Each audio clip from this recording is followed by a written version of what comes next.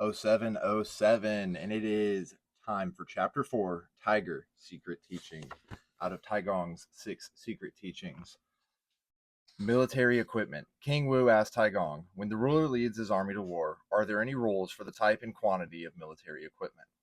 Taigong answered, this is an important question. The type and quantity of offensive and defensive instruments vary, which affects the strength of the army.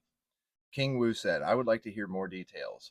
Taigong said, there is a basic standard for employing the troops. For 10,000 soldiers, the weapons and equipment needed are 36 Wuchang large chariots and skillful and brave warriors guarding both sides. The warriors hold crossbows, spears, and halberds. Each chariot needs 24 people to push it. The height of the wheel is 8 feet. There are flags and drums on the chariots. In military strategy, these chariots are called shock and fear. They can be used to attack solid formations and to defeat strong enemies.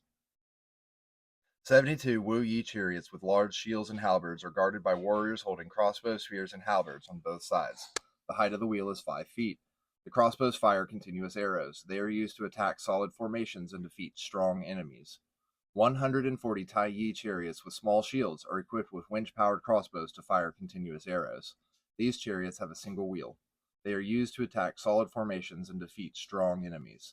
36 large 36 large yellow chariots equipped with, sorry, I just had this like vision of a video game and the strong enemies that they're attacking. 36 large yellow chariots equipped with strong crossbows will be guarded by skillful and brave warriors with crossbows, spears, and halberds on both sides. 2 types of flags named Flying Bird and Lightning Shadow are planted on the chariots. Flying Bird has a red pole, a white feather, and a bronze top. Lightning Shadow has a green pole, a red feather, and an iron top. The flags used in the daytime are made of red silk, which are 6 inches long and 6 inches wide. They are called Light Glory. The flags used at nighttime are made of white silk, which are 6 inches long and 6 inches wide. They are called Meteors. This type of chariot can be used to attack solid formations and defeat strong enemies. 36 great attack chariots will carry praying mantis warriors. They are used to attack strong enemies in both vertical and horizontal formations. Canopy chariots are also called lightning chariots. In military strategy, they are used for lightning attacks. They can be used to attack enemies, infantry, and cavalry to penetrate solid formations. If the enemy attack in the darkness, use 160 spear and halberd light chariots. Each chariot carries 3 praying mantis warriors. This is referred to as a lightning attack. They are used to penetrate solid formations and defeat the enemy's infantry. Square-headed iron sticks weigh 12 caddies with shafts more than 5 feet long. There are 1,200 of them. They are called Heaven's Truncheon. Long shaft axes called Big Stems have 8-inch blades and 5-foot long shafts and weigh 8 caddies. These are 1,200 of them. They are also called Heaven's Yew.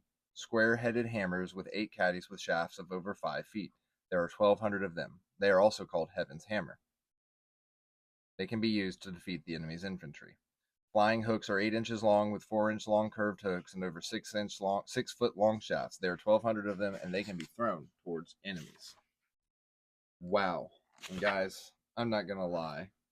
The Tiger Secret Teaching goes on, and he talks about axle chariots, flying horses, narrow roads, and guarding camps, and a lot of numbers. And I'm not saying that none of this is important, but, we kind of dive into these readings, and I'm just going to go ahead and call this and say that, one of the last thing he talks about is, 300 large axes for cutting trees and how much they weigh and how many of them are, and then like 300 large sickles and their weight and the iron stakes and how long they are. They're 3 feet, and 120 hammers, and 10,000 soldiers need 6,000 strong crossbows. And so he just really goes into some like really fine details of what an army is composed of. And without going into it any further, I think this does go to prove a solid point, which is that you do need to know the numbers. You need to know the market. You need to know what you need to do on a weekly, daily basis to be successful. You need to be able to define your level of success and put an amount of numbers to that, right? So, whether success to you looks like $10 billion, $10 million, or $10,000, right? If it's $10,000 in 3 months, what do you have to do to measure to get there? What kind of risk do you have to take, etc.? All of this stuff can essentially be placed in the category of strategy.